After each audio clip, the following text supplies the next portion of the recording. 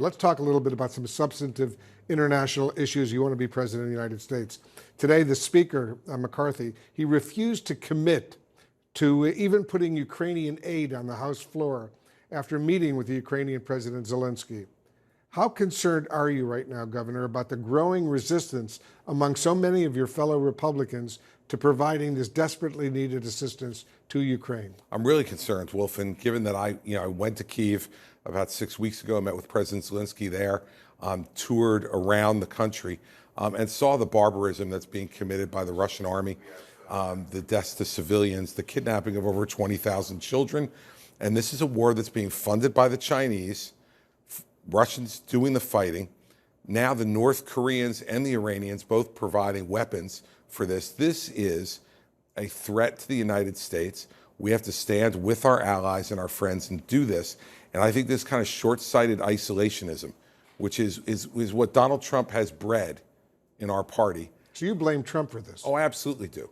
I absolutely do, because he's bred this kind of isolationism in the party, not understanding that America is only at our best and our strongest when we are leading in the world. And we leave that vacuum, the Chinese will fill it, Wolf. And all these folks in my party who talk about how much they resent, are angry with, are threatened by the Chinese Communist Party, this is the time to send the Chinese Communist Party a message. Interesting. A very important issue that came up in recent days. The Biden administration will not be providing Ukraine with what they want, these long-range ATACMS missiles. When I interviewed President Zelensky at the UN earlier this week, he said to me that such a move would be a major loss for Ukraine at this desperate time. He needs those missiles. What do you think? I think that we've waited too long to give them all the weaponry they need to win the war. Look, President Biden has done better than President Trump did, and President Trump did better than President Obama did regarding Ukraine, in my view. But here's the thing, it's not good enough. He's given them just enough not to lose. We want them to win. People don't want these forever wars. Well, the way to end this war is to give them the weaponry they need to defeat the Russian army. They can do it. They've made gains in the counteroffensive here in the late part of the summer, early part of the fall. Let's give them the weaponry they need right now. We need them to win this war. We need to give them, along with our European allies, the weapons they need. And I want to be precise. The Biden administration is not going to be providing the ATACMS missiles, at least right now. They may change their mind and do it down the road. But you think what? It's too late? It's wrong. It's just wrong, Wolf. And what it does is it elongates the war. I mean, look, I think President Biden has to stop hand-wringing on this. He was hand-wringing on the Abrams tanks. He was hand-wringing on the F-16s. Now on these ATACMS missiles. Let's stop it. Let's give them what they need. And look, if 6 months from now, after you've given them everything they need, they're not making progress in the war, then we have to reevaluate it. But we can't reevaluate it smartly if we're not giving them what they need to win. Let's talk about a potential, and it could be enormously painful for so many Americans if there's a government shutdown. And it looks like there's a lot of dysfunction among your fellow Republicans up on Capitol Hill right now. Is Kevin McCarthy the right leader, the right speaker to deal with this very important issue? I think he's the only speaker to deal with it at this point.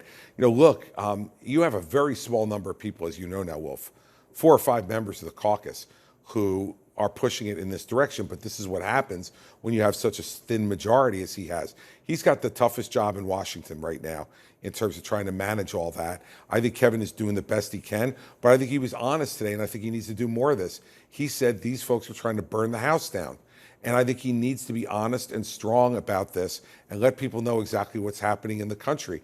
Let's face it, your job when you come here is not to shut the government down. It's to run the government more efficiently. And by shutting it down, that's a cop-out. It's a cop-out. We have divided government. We've got to come to a resolution with the Senate and get this done. I'm going to get to some of the political issues that are coming up right now. As you probably know, Donald Trump, he posted a series of social media attacks going after you, attacks against you last night. He called you, and I'm reading now, a grifter. He attacked your record as governor of New Jersey, and he attacked your campaign.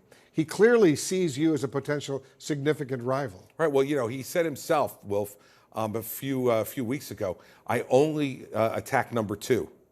Well, he has stopped attacking Ron DeSantis, and he started attacking me. You and I've sat here before and had this conversation. I told you that I was going to gain in this race. We've seen it now in all the polling in New Hampshire. I'm a second place in New Hampshire.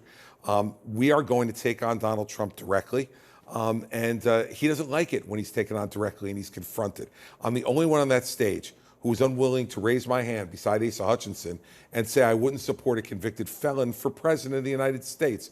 He doesn't like when people stand up to him and call him out on the nonsense that he's involved in. And I guess he had a bad night last night. Maybe he had some bad Chinese food or something, Wolf. But at 11:30 at night, a little indigestion, decided to attack me. Keep it coming, Donald. And by the way, if he had any guts, he'd get on the debate stage, and he's got things to say about me. Stop hiding behind your social media site, your failed social media site, Donald, and start taking me on directly. Show up. Stop being a coward.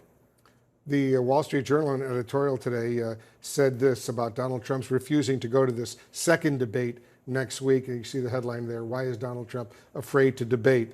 And then Wall Street Journal editorial page wrote this: "He's ducking exchanges with his competitors who could challenge his record and platform." Why do you think he's refusing to debate? Look, if I had his record, I wouldn't want to debate either. He said he was going to balance the budget in 4 years as a businessman. He added $7 trillion to the national debt.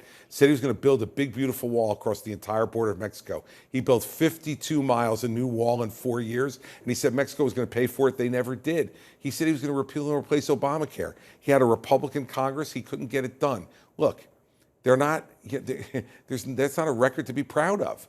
And what he also led to was Joe Biden becoming the president of the United States. And lots of Republicans like me object to that as well. We want to win the White House back. He's afraid to get on that stage, lastly, because he doesn't want to face me, Wolf.